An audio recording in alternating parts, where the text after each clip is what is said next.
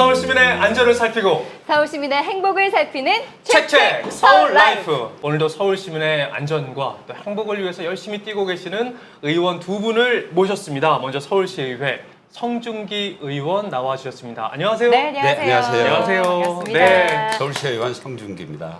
정말 많은 조례가 있잖아요. 이걸 발의하실 때 굉장히 많은 에피소드가 있으실 것 같아요. 그럼요. 네. 특별히 이건 진짜 힘들었다. 뭐 기억에 남는 거 있으실까요? 예, 저는 그 2014년부터 쭉 지금까지 교통위원회에 있습니다. 그래서 아무래도 보행 환경이나 교통에 대해서 관심이 많다 보니까 우리 잘 아시겠습니다. 민식이법이라든지 이런 네. 그 어린이 보행 환경에 대해서는 유사 조례도 많고 굉장히 많은데 제가 아침마다 도산공원에 어른들하고 운동을 하면서 만나게 됩니다. 그리고 어떤 어르신께서 아니 어린이 보행 환경만 중요하고 이 노인들 환경은 별로 중요하지 않느냐. 그래서 노인을 위한 조례가 왜 없느냐 이렇게 말씀을 하셨어요. 네. 그래서 제가 사실은 그 어르신들 보행 환경도 굉장히 중요하고 그래서 전통시장에 네. 어르신들이 혼자서 지팡이를 짚고 간다든지 뭐 이럴 때 이제 차들이 특별히 조심해야 되고 전통시장 내에서나 특히 어린이 통학 내에서도 어르신들까지 보행 환경에 특별한 조례가 필요하겠다 싶어서 발의한 적이 있습니다. 그런 조례를 발의한 이후에 어르신들에게 조금 뭐 반응을 들으신 적도 있나요? 예, 즉시 반응이 있습니다. 어떤 반응이 예, 있었나요? 왜냐하면 네. 조례를 어른들이 요구하기 전에 알아서 미리 좀 제정해라. 이걸 꼭 얘기해야 하지 않느냐 뭐 이런 것들. 네. 네. 그게 한계입니다. 의원들이 시민이 불편한 걸 알아서 미리 좀 찾아다니면 되겠는데 네. 역시 살기 좋은 동네 이런 거는 위대한 시민이 만든다 이렇게 생각합니다. 많은 조언을 해주셔야지 네. 새로운 조례가 나올 것 같습니다. 네. 네. 지방의회 30주년을 맞이해서 서울시 의회에서 조례 30선을 지정했습니다. 그중에서 두 의원님들이 이 조례는 좀 더 구체적으로 살펴봐야겠다 하는 조례들이 좀 있을 것 같은데 먼저 성중기 의원님 어떤 조례를 선택을 해주실지 화면을 보고 선택을 좀 부탁드리겠습니다. 네. 그림들이 쭉 나오는데요. 그렇죠. 이 그림 중에서 자 어떤 거 선택해 볼까요? 이거. 오! 네, 저는 예 그렇습니다. 네. 횡단보도에 서 있는 어린이와 어머니 그 보행 대기 중인 저 화면을 선택하겠습니다. 네, 조금 전에 뭐 교통 약자 말씀을 하셨는데 네네. 뭐 이 조례는 아동 육아 돌봄에 관한 조례입니다. 이거 선택하신 특별한 이유가 있을까요? 예, 뭐 여러 가지 이유가 있습니다만 특히 그 어린이 통학로 주변에 지금은 이제 거리를 측정하는 거리 측정기가 따로 되어 있습니다. 최근에 만들어져 있습니다. 거리 측정. 거리 측정기. 카운트다운 그러니까 되는 학교 거 앞을 말고? 지나갈 때 내 차가 시속 몇 킬로를 달린다는 거리를 측정. 속도 네. 측정기. 죄송합니다. 속도 측정기가 지금 설치되어 있는데 네.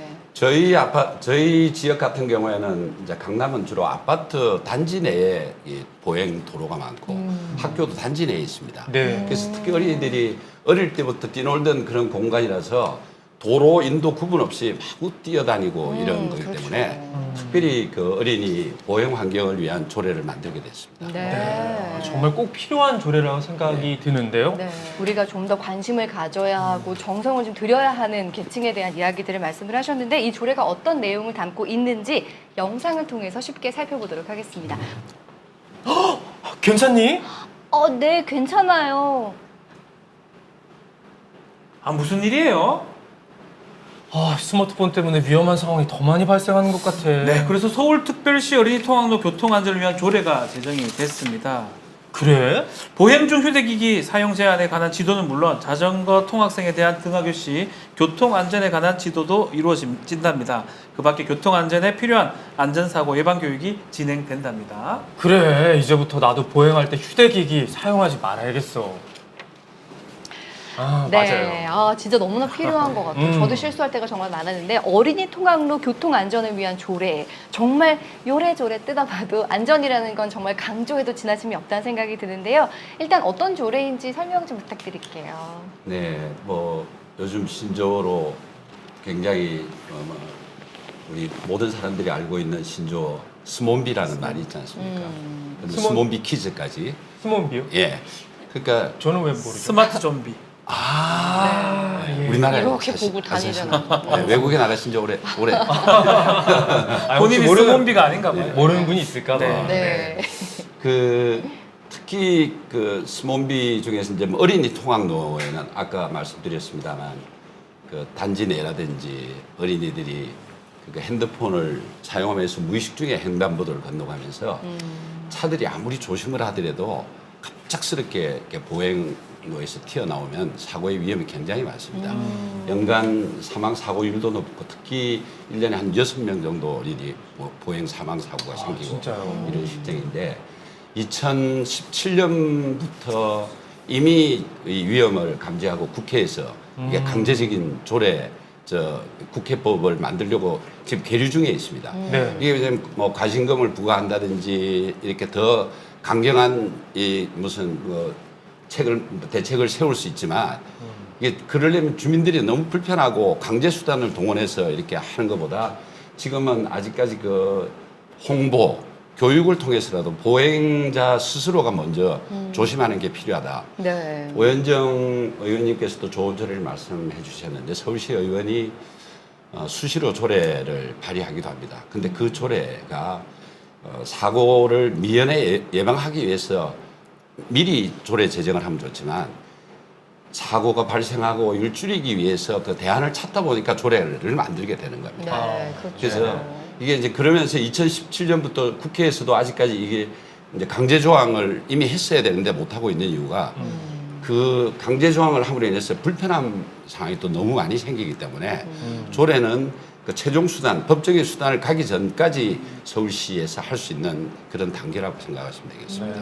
그래서 저는 뭐 강제 조항을 띄고 있지는 않지만 이제 특히 어린이 보행로에서는 뭐 보행자 스스로 학교에서부터 이 핸드폰 사용을 이제 자제한다든지 또 특히 횡단보도 건널 때 조심해야 된다라는 거 교육, 홍보가 먼저 우선이다 이렇게 생각하고 있습니다. 그러니까 네. 이게 아이들도 그렇고 심지어 어른들 중에도 운전하면서 막 그 메시지 보내고 막 보면서 사고 나는 경우도 굉장히 많잖아요. 그렇죠. 사고 나기 전까지는 저도 가끔 운전하다가 핸드폰을 만집니다만 네. 사고 나기 전까지는 본인이 못 느끼거든요. 못 느끼죠. 그게 갑자기 사고가 일어나기 때문에 네. 예, 굉장히 보행자 스스로 굉장히 조심해야 된다라는 그 뜻을 담고 있는 조례입니다. 네, 이게 이 조례에 대해서 좀 첨언을 해주신다면요. 예, 조금 첨언을 드리자면 네. 이게 서울시민 눈높이에서 봤을 때 굉장히 좋은 조례입니다. 이 조례라는 것은 방금 의원님께서 말씀해 주신 것처럼 강제성을 띠기보다는 교육이라든지 굉장히 좀 긍정적인 방향으로 이런 행동을 변화를 시킬 수 있다면 더 좋을 수가 있는 부분인데 이번 같은 경우도 결국에는 굉장히 좋은 기준을 마련하고 이 기준을 널리 교육을 해서 이 어린이들이 스스로 이 통학을 할 때 사고가 날까봐 굉장히 걱정되지 않습니까? 그렇죠. 교통사고가 혹시나 나면 어떡하지? 이런 게 있는데 어린이들 스스로도 조심을 한다면 네. 혹시 모를 사고의 위험에 빠진다고 하더라도 혹시 빠져나올 수가 있는 가능성이 높아지기 때문에 그런 부분이 굉장히 중요한 건데 특히나 이 어린이 통학로 이 부분을 굉장히 조금 잘 이렇게 좀 파악을 하셨다고 보이는 부분이 어린이들 같은 경우에 스마트폰을 보면 굉장히 빠져들어요. 그래서 식당 같은 데 가도 스마트폰 하나만 안 껴주면은 계속 그것만 보고 있잖아요.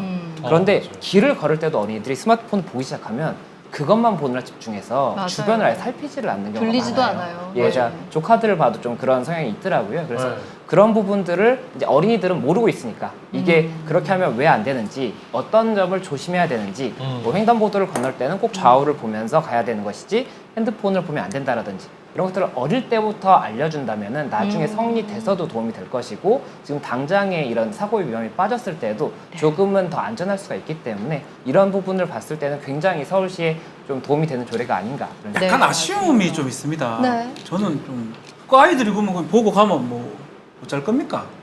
어? 조례로는 지금 안 되게 했는데 네. 그럼 계속 그 보고 다니는 아이들한테 무슨 제재를 좀 하는 그건 전혀 그러니까 없는 제재를 것 같아서. 그 국회에서 말씀드렸지만 2017년부터 뭐 과태료를 부과한다든지 단속을 하기 위한 이미 그 법적 절차를 밟고 있지만 많은 부작용이나 이걸 보완하다 보니까 아직까지도 그게 시행이 안 완성이 되고 있지 있다는 거죠. 않고요. 최소한 통학로에서만큼은 중요한 사항은 멈춰 서서 본다. 네. 걸으면서 보지는 않는다 적어도. 아하. 네. 그리고 어린 학생들을 아예 못 보게 하는 걸로 좀 강제할 수 있는 그런 것들이 좀 필요할 것도 같아요. 물론 그 횡단보도에 네.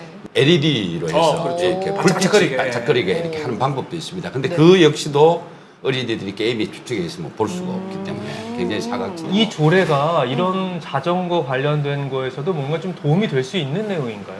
이게 자전거 도로 이제 자전거도 이제 보행로일 때 자전거를 못 타도록 돼 있죠. 돼 있는데 서울시만 하더라도 자전거 도로로 구분되어 있는 도로가 굉장히 제한적입니다. 맞아요. 사실은 자전거는 차도로는 다니면 안 되게 돼 있습니다. 차도로는. 인도도 안 되죠. 인도도 안 되게 돼 있고. 어디- 그러니까 어디가 원칙적으로는 자전거 자전거 도로만. 도로, 자전거 도로로만 다니게 돼 있는데 그 보행 도로와 자전거 도로 차도 사이에 있는 이 길은 또 지날 수밖에 없고요. 요즘 뭐 많이 그 이슈되고 있는 전동 킥보드. 네. 전동 위험합니다. 킥보드도 너무 도로로 달리게 돼 있지 인도로 달리게 돼 있지 않습니다. 이륜 자전거예요. 자동차예요. 예, 예. 그쵸, 그쵸. 그래서 그것도 뭐 그 좀 강제 수단으로 이제 단속법도 새로 생기고 이렇게 돼 있는데 네. 이게 보행 환경에 그 자전거 차도 구분이 정확하게 돼 있지 않는 것도 문제고 그다음에 이용하는 분이 그걸 지키기가 참 이렇게 명확하게 돼 있지 않은 부분도 문제입니다. 그래서 그게 좀 갈수록 좀 뭐 궤도도 궤도지만 이 이용자 스스로가 좀 조심해야 될 부분이 많이 있는 것 같습니다. 네, 그러니까 자전거 타는 분들은 나름의 고충과 좀 불만이 있으시더라고요. 대체 어디로 다니라는 말이냐, 타지 말라는 말이냐라는 것도 있는데 조례를 통해 조금씩 보완하면 참 좋겠다는 네, 생각을 네. 하게 됩니다. 그리고 조례를 통해서 이 법에 어느 정도는 명시가 되어 있는데 타시는 분들도 몰라서 못 지키는 경우도 많습니다. 네, 그러니까는 그런 부분들도 홍보를 할 수 있는 조례를 적극적으로 발의를 해서 홍보가 된다고 하면 아 내가 지금 이게 법을 어긴 거구나라는 걸 깨닫고 바꿀 수도 있는 부분이니까 네. 그런 부분들도 좀 많이 개선이 되면 좋을 것 같습니다. 오늘의